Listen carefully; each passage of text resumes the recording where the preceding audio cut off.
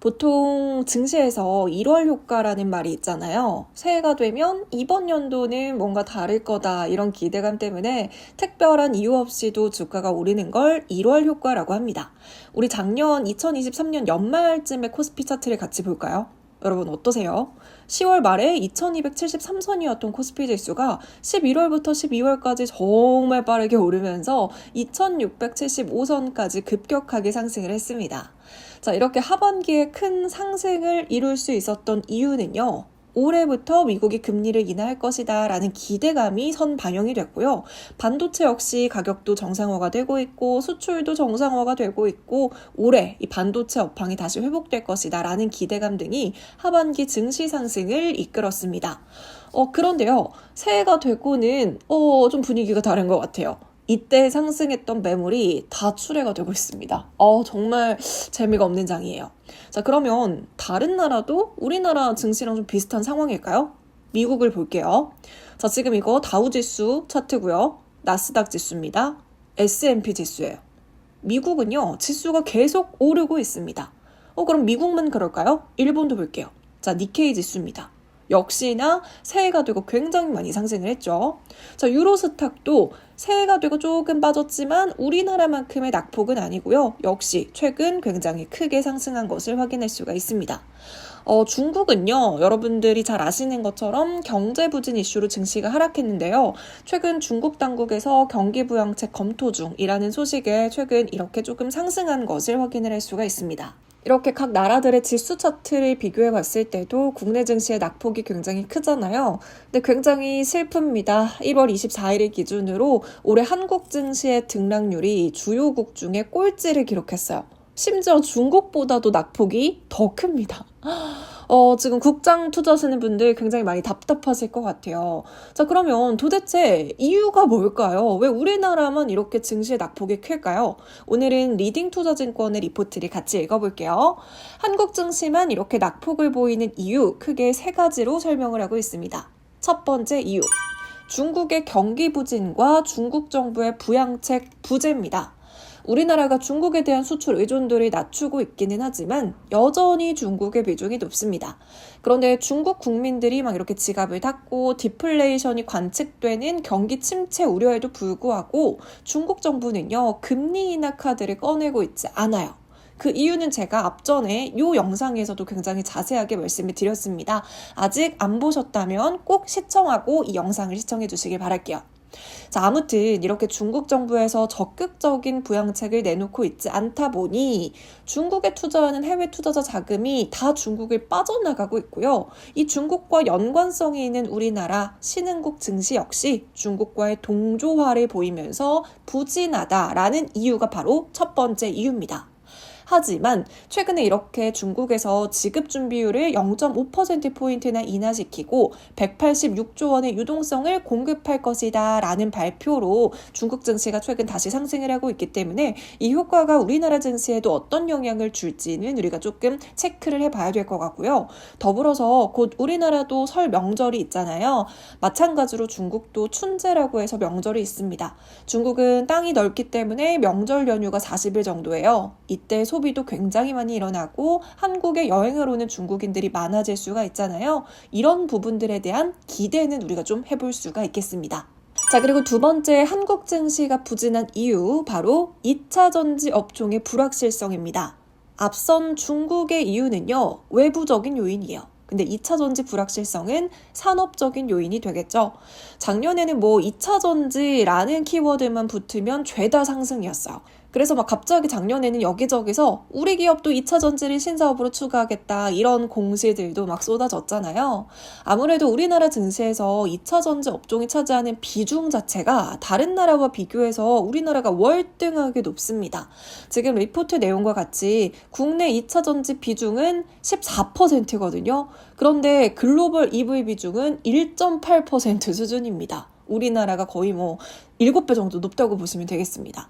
자, 이렇게 국내 증시는 2차 전지 고비중이라 글로벌 대비 충격도도 더 높겠죠.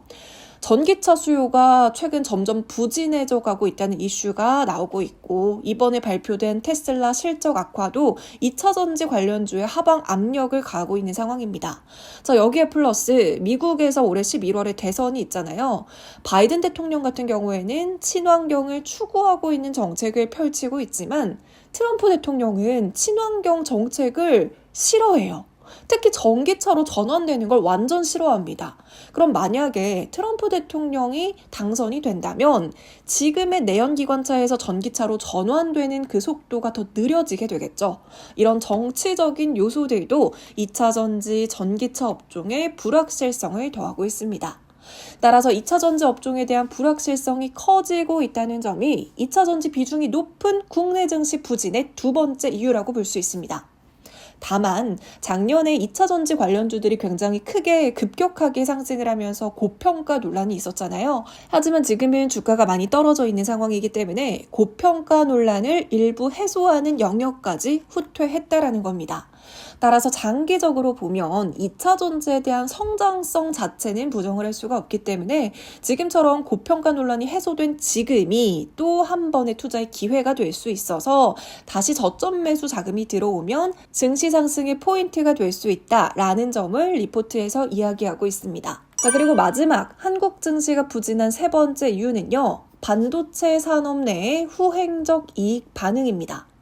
이거는 말이 조금 어렵죠. 제가 쉽게 풀어서 설명을 드릴게요.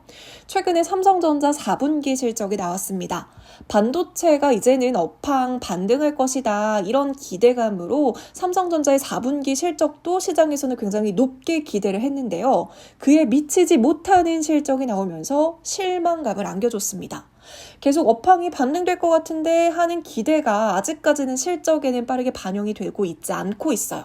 반면에 비메모리 반도체 기업인 TSMC나 엔비디아는 굉장히 좋은 실적을 발표하면서 어닝 서프라이즈를 기록했습니다. 따라서 메모리 반도체의 이익 사이클은 항상 비메모리 반도체에 비해서 주기나 이익 반응이 후행적이기 때문에 얘네 비메모리가 먼저 이익 반응이 와서 어닝 서프라이즈를 보였어도 삼성전자나 마이크론과 같은 메모리 쪽에서는 이쪽만큼의 이익 반응이 아직 안 왔기 때문에 반도체 기업의 주가나 지수가 상승하는데 제한을 줄 수 있다는 겁니다. 하지만 삼성전자의 컨센서스 하회에도 EPS 추정치 및 목표 주가의 변동 개수는 점차적으로 하향 중이래요.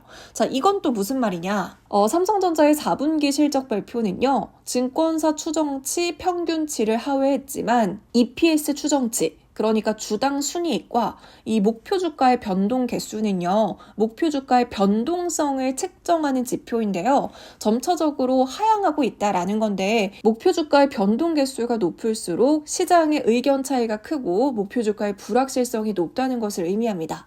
반대로 이 변동 개수가 낮을수록 시장의 의견 일치도가 높고 목표 주가의 불확실성이 낮다는 것을 의미하고 있는데요. 지금 이 변동 개수가 하향하고 있다라고 했죠. 이렇게 하향하고 있기 때문에 삼성전자의 목표 주가의 불확실성이 낮아졌다는 겁니다. 쉽게 말해서 기존에 이제 증권사 컨센서스에서 이제 삼성전자 10만 전자 갈 거예요 라고 하면서 막 기대감을 높여놨어요. 그런데 이렇게 기대감이 높아 있는 상황에서 실적이 낮게 나온다면 기존의 기대치가 높았기 때문에 당연히 그 실망감이 반영돼서 주가가 더 크게 떨어지지만 지금은 목표 주가의 변동 개수가 하향이 되고 있기 때문에 투자자들의 기대치 자체가 낮아진 상황이라는 겁니다. 그래서 실적 발표나 반도체 업황에 대한 기대가 예상보다 조금 낮아져도 주가가 크게 하락하지 않는다는 거죠. 한마디로 예전에는 투자자들이 삼성전자의 미래 전망에 대한 불확실성이 크기 때문에 투자를 좀 주저하는 경우가 많았지만 이제는 투자자들이 삼성전자의 미래 전망에 대한 불확실성이 줄어들었다고 판단을 하고 있기 때문에 투자를 적극적으로 고려하게 되는 구간이 될 수가 있고요. 또 국내 실적 변수의 불확실성도 점차적인 개선 가능성으로 해석될 수 있다라고 이야기를 하고 있는 겁니다. 더불어서 앞서 살펴봤던 디커플링 원인은 이미 주가의 일정 부분 반영이 되었다고 판단이 되기 때문에 추가적으로 이제는 가격이 조정이 된다기보다는 디커플링 원인의 일부 완화가 되고 또 이제 곧 FOMC 새해 첫 1월 FOMC 등에서 이제 미국에서 금리 방향성 등에 대한 확인을 통해서 저점 테스트랑 기술적 반등이 시작이 되는 구간이 되지 않을까 이렇게 예상을 하고 있습니다.